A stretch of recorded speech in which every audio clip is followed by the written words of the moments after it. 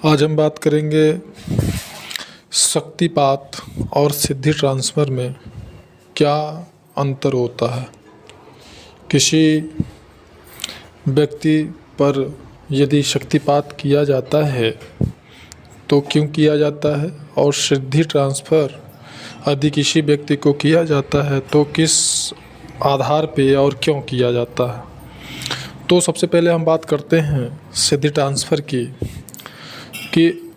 अपने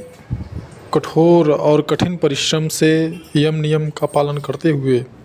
साधना के विधि विधान का पालन करते हुए यदि आप सिद्धि प्राप्त करते हैं, किसी भी विशेष शक्ति की अगर आप सिद्धि प्राप्त करते हैं तो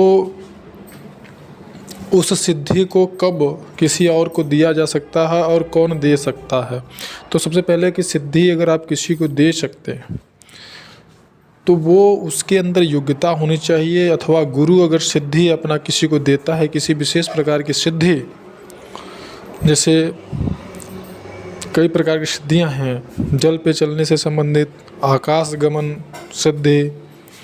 और पर काया प्रवेश सिद्धि इत्यादि, और भी बहुत सारी सिद्धियां। ये मैंने काफ़ी अच्छे और उच्च स्तर की सिद्धियों की बात मैंने की है। तो इसके लिए सबसे पहले हमको ये समझना होगा कि जो गुरु है, मार्गदर्शक है, वह किसी भी साधक के योग्यता के अनुसार ही उसको सिद्धि प्रदान करता है या नहीं करता है। तो इसके लिए उसको किसी प्रकार से अपने योग बल का प्रयोग नहीं करना होता है, वह सिर्फ अपने संकल्प मात्र से जिस सिद्धि को उसने प्राप्त किया होता है वह सिद्धि उस साधक को प्रदान कर देता है। अब यदि साधक के अंदर योग बल है, उस सिद्धि को प्रयोग करने की सामर्थ्य है,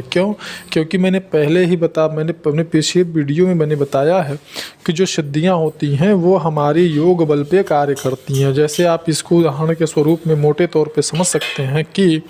आपके पास कोई भी व्हीकल हो, मोटरसाइकिल हो, वह बिना पेट्रोल के नहीं चलेगा। उसमें आप पेट्रोल डालेंगे ही तो ही चलेगा, क्योंकि पेट्रोल के बगैर वो नहीं चल सकता है। तो इसके लिए आपको पेट्रोल डालने की आवश्यकता है। ठीक उसी प्रकार से जो सिद्धि है, अगर आपके पास योग बल है, योग बल प्राप्त आप भंडार है आपके पास में, तो ही वह सिद्धि आपको कार्य करेगी, और तो ही गुरु या मार्गदर्शक ऐसे साधकों को सिद्धि प्रदान करते हैं उनकी योग्यता को देखते हुए कि उनके अंदर पात्रता है कि नहीं, योग्यता है कि नहीं। अगर उनको लगता है कि इस सिद्धि को प्रदान करने से यह कल्याण इसका स्वयं का भी कर सकता है और अपने जो है कि अन्य लोगों का भी कल्याण कर सकता है, और यह योग्य साधक है, पात्र है, पात्रता है इसके अंदर, तो वह गुरु या मार्गदर्शक उस व्यक्ति को वह सिद्धि प्रदान करते हैं। तो अब यहाँ पे बात ये होती है कि जब वो सिद्धि को किसी दूसरे को ट्रांसफ़र करते हैं, देते हैं, तो क्या फिर भी वो सिद्धि उनके पास रहती है? ऐसा बिल्कुल नहीं है। अगर आप संकल्प करके किसी सिद्धि को दूसरे व्यक्ति को दे देते तो फिर वह सिद्धि आपके पास नहीं होती है और उस प्रकार के कार्य को फिर आप नहीं कर सकते। तो ये सबसे पहली बात कि सिद्धि के बारे में भ्रमित न रहें। सिद्धि को अगर, जैसे कि मैंने पहले ही बताया था कि किसी सज्जन पुरुष ने अप्सरा की सिद्धि को ट्रांसफ़र में लेने के लिए भी हमसे बात किया था, और किसी दूसरे व्यक्ति द्वारा उसने ये बताया भी था कि उनको किस प्रकार से ठगा गया था सिद्धि को ट्रांसफ़र के विषय में, संदर्भ में। तो सिद्धि को अगर कोई आपको व्यक्ति दे भी देता है, मान लीजिए कि कोई अप्सरा सिद्ध है, वह अप्सरा सिद्धि को अगर उसने आपको दे दिया तो उस सिद्धि को इस्तेमाल करने के लिए भी आपके पास योग बल की आवश्यकता होनी चाहिए। अगर आपके पास योग बल नहीं है तो उस सिद्धि का आपके लिए कोई महत्व नहीं है, कोई मतलब नहीं है, फिर वह सिद्धि आपके लिए कार्य नहीं करेगी, क्योंकि वह सिद्धि जो है सामने वाले को तब प्राप्त हुई होगी जबकि उसने बहुत ही कठोर परिश्रम किया होगा, बहुत ही कठोर साधना किया होगा। और यहाँ पे सबसे महत्वपूर्ण बात तो ये समझना है कि यदि किसी को ये अप्सरा सिद्ध है, अप्सरा की सिद्धि प्राप्त है, तो मुझे नहीं लगता है कि उसको फिर पैसों की कहीं से कोई दिक्कत होगी और पैसे के लिए वो अपनी सिद्धि को बेच देगा,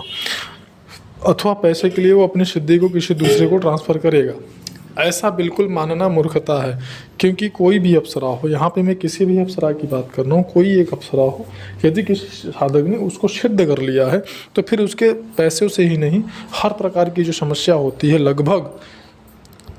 वह 80% सारी समस्याएं उसकी वह सॉल्व कर देती है। सॉल्व करने का मतलब कि वो स्वयं आपको पैसे ला करके नहीं देगी, स्वयं आपकी सारी समस्याओं को जाके नहीं करेगी, वह आपका मार्गदर्शन करना शुरू कर देती है। करना सब आपको रहता है, सब आप समझ जाते हैं और वो सारे रास्ते को दिखाती है, करते आप हैं और आप सफल होते चले जाते हैं, ज़िंदगी में ऊंचाइयों को छूते चले जाते हैं। तो यहाँ पर अगर आपको ये लगता है कि नहीं केवल अप्सरा की सिद्धि को प्राप्त करके आप बहुत कुछ कर लेंगे, तो ऐसा गलत है। अगर आपके अंदर योग्यता नहीं है तो आप खुद किसी भी अप्सरा की सिद्धि को लेने के लायक नहीं है, और अगर सामने वाला दे भी देता है तो उसका कोई मतलब नहीं है। कुछ समय के बाद वो पुनः सिद्धि उसके पास वापस चली जाएगी। तो आपको सबसे पहले ये समझना होगा कि हाँ, सिद्धि ट्रांसफ़र से मतलब क्या है